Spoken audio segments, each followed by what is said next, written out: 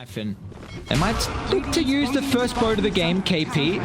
Oh, just a connection back at the nick of timing. There's a nice attempt there to disrupt that with the Raw. It does have some reinforcements coming over mid one. First rotation of the game. Swapped it out for that max avalanche as well, so able to kind of lock them in place. So I wonder if an early blink would have changed that issue they had. Especially when you've got a Beastmaster on your line, right? Like, he's giving you so much information just through having the Hawk available for them and preventing you from getting more map control around that outpost. So if Boom were able to protect that, they're in a really good spot. Palace might be in trouble top. See if they're the damage in the tank. Remember the armored toggles. Uh-oh. They're turning. They're too close to the tower here, so here come the numbers. They swap away. Still, Fiend's Grip's out. There's a little bit of damage mitigation, but they're just going to overwhelm SMGs.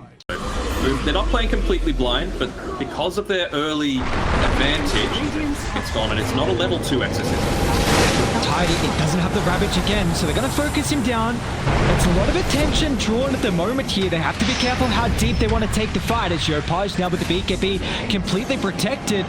Moon is able to retreat up on the higher ground. Tim somehow still making it forward here. He's super survivable, but is it enough? That's the question. It's the look for the backline. Nice Nightmare prevents a lot of the fall damage from mid one. Now they've got the Fiend Grip to lock him in place as well, but the damage, it's not showing at the moment.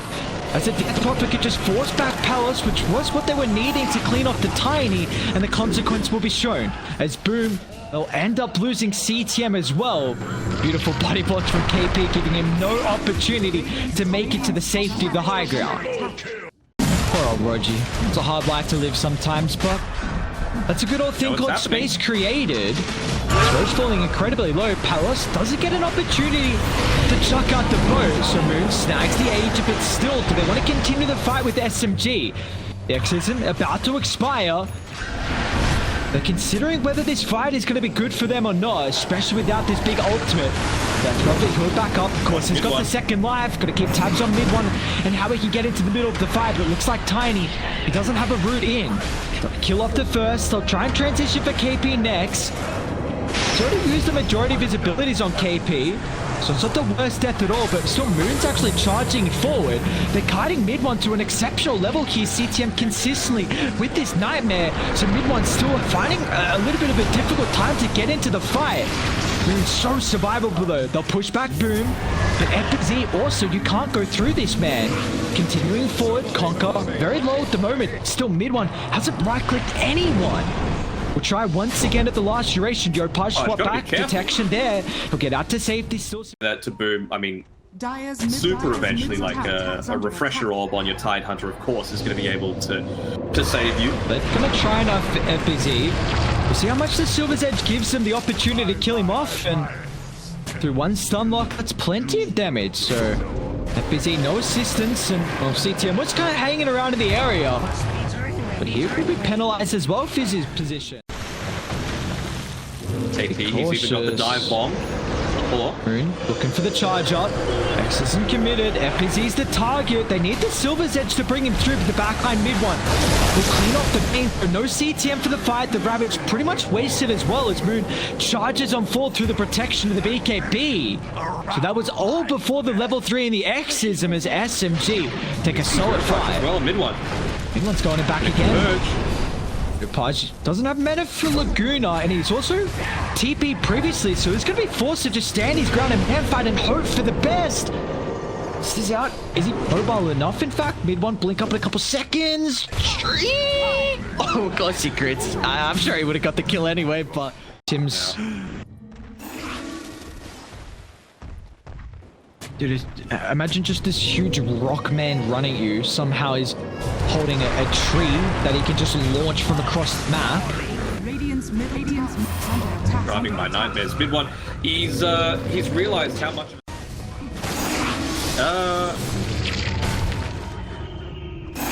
Got another lane. No, not quite.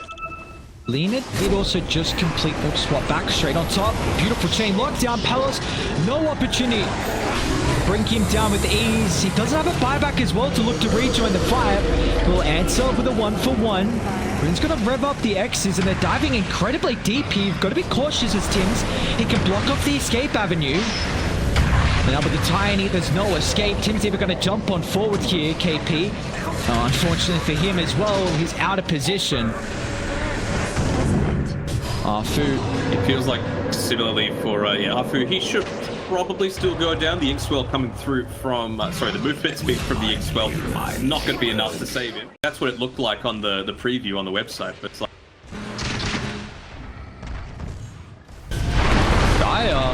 Careful, he's not in super deep. Mid one, jump on forward, Palace the target. FBZ is going to push the back. You saw the recognition. SMG look to disperse away from the area, but they're in trouble here as mid one. Swap away defensively. They can't stick around though from SMG. They've already lost multiple heroes, and Yopaj going to make it a third on the deck as well as Roji. The inevitable will come. Immediately spoke up afterwards. That's the refresher orb as well, completed by FBZ. They won't be ready for this. They're not going to be ready for this at all. It might just pay them. Oh no, Beastmaster targeted. KP's in trouble. There's no fault at the moment. Yopaj is being pushed to the backside. So Moon's going to rev up and look to force back the Lina. They haven't been able to lock onto a target just yet. But the massive amount of buybacks looking to rejoin the fight here is Boom. Can they further back their positioning? Palace won't have this opportunity. A BKB's already been expended. Moon's going to continue to jump on forward as well. Yopaj is not sieging into anyone though. Casting the Inkswell to make sure that if anyone does look to try and initiate onto him, they'll try. Tim's going to charge up, focusing down Moon. Yopaj on the back line, but he didn't pop the BKB to the last second. So Moon was able to get out to safety, and meanwhile, mid one is just going to town on the back line here. The Soulbind won't give them the opportunity to retreat. Now they've got a buyback available to rejoin the fight, but they've got to be cautious how long they stick around. Because Moon, he's got EXO up in 30 seconds. They might look for a double back.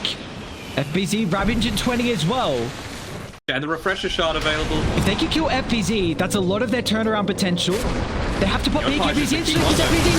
Avon's not going to matter! Toss up, double Ravage isn't enough to keep Yopaj alive. He's going to turn. Somehow the lead is still repeating!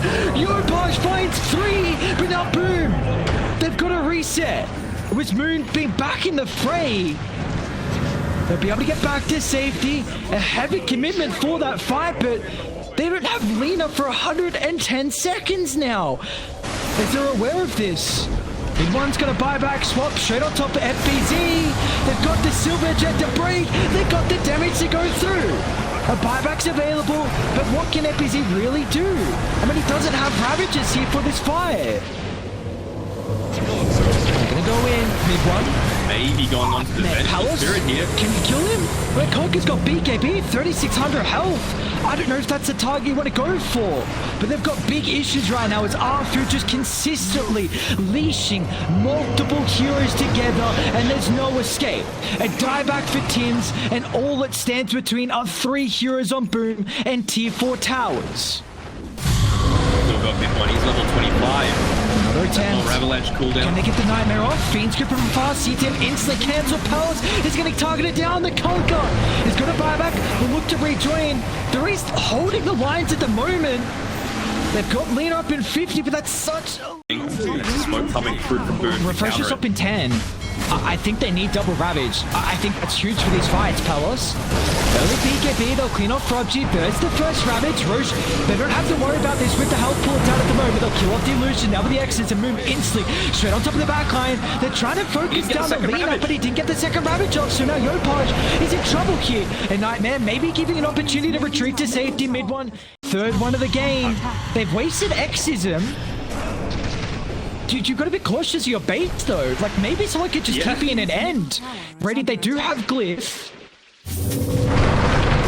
Jump in instantly. Can they burst through Palace? He's tanky, but I don't know if he's going to be tanky enough. A dieback for the Conquer. Higher game, okay. I was thinking just for Boom, but they're just going to walk on forward. You can start whacking away at that ancient. You're going to have to make an attempt sooner rather than later. Swap back instantly on top of Yopaj will turn. It's an early use of this to take, though. No look to controlling through the BKB. Big one's got too much damage. Without the Lina, your hopes are gone. And SMG will take game 1, 44 minutes in.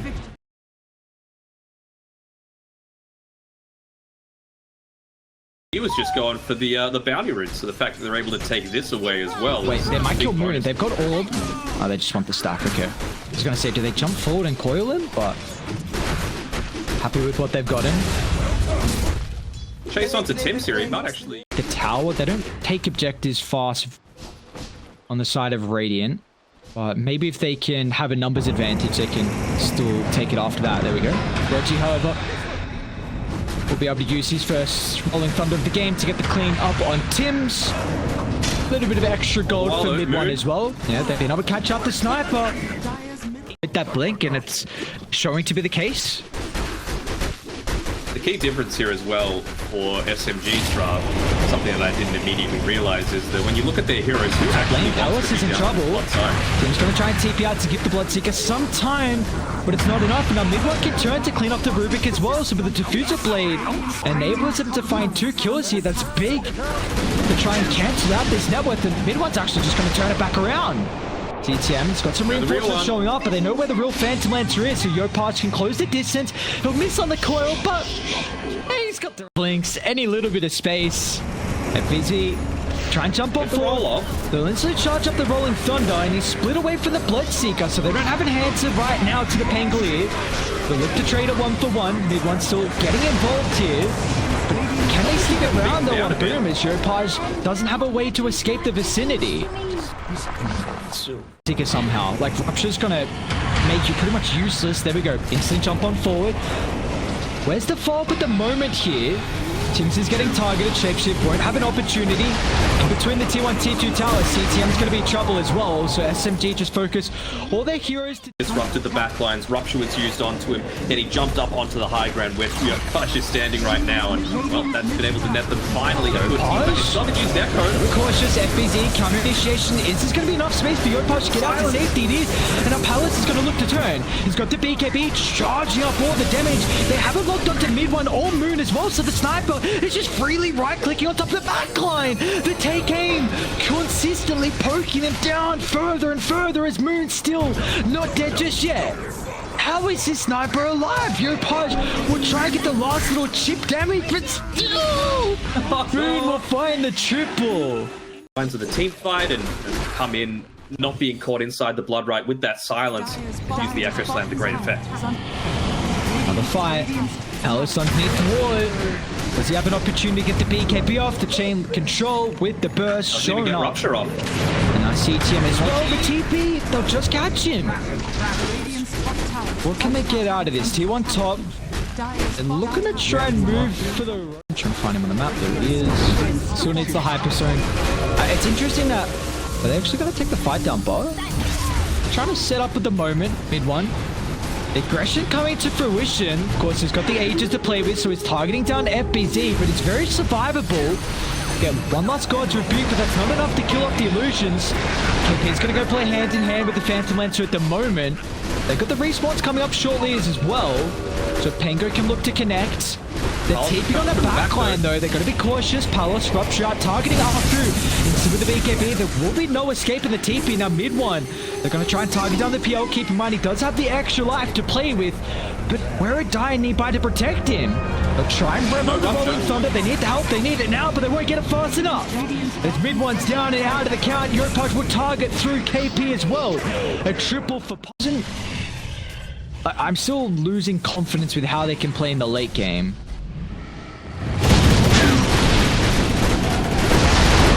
Talking Boom here? Yes. And he hasn't even gone the phase shift attack. FPC. Oh, nice doppelganger dodge, and now the Echo Slam from Arfu, catching out multiple heroes, but again, we're showing the survivability from FPZ, but Yeik, he doesn't have the capability, as he's also going to... He's not really being the one chain lockdown. I feel like he needs to be itemizing a little bit more for damage. See how Moon's set up. If they instantly jump, Roger's there to help him after as well. They tried the telekinesis spear, they won't get it. It's going to cost the FBZ's life, and Tim's too. Instantly 2 heroes down in the grave, but Pallet's going to look to turn it around, but a BKB's been wasted just for an initial life. The assassin attack can't get back to the safety, won't even matter. The illusions will claim the kill, and now Arfu's in as well. But space again. Who are the key components on SMG's lineup that Boom need a kill to start? And we'll hold that thought. Maybe Tim's is a key component for Boom. As using his own doppelganger, he'll still nonetheless run into the Aghanim Shard. Jims has got some heroes in the backline. They brought down 2, maybe now with the strength in numbers, but they still just cannot get on top of Moon. They've got the vision as well, jump in finally. They're able to catch him out. Palace BKB charged up. They're going to try and beat on top of the sniper, but he's turning. The life's still too much for him to deal with. He's 25. He'll obliterate CTM as well. He can't fight into mid one. Able to continuously fight alongside mid one and take a pretty successful team fight. Buyback's expanded, but I mean, ultimate is 10 seconds away. I don't know if you can look to do this. Yeah, they're just going to run into CTM here. Oh, Moon doesn't care about no arena. He wants to be trapped inside the gladiators. With your barracks, and they've had enough as SMG. They don't care about the debut at the newly formed Boom roster. They'll take the series 2-0. Yeah, the new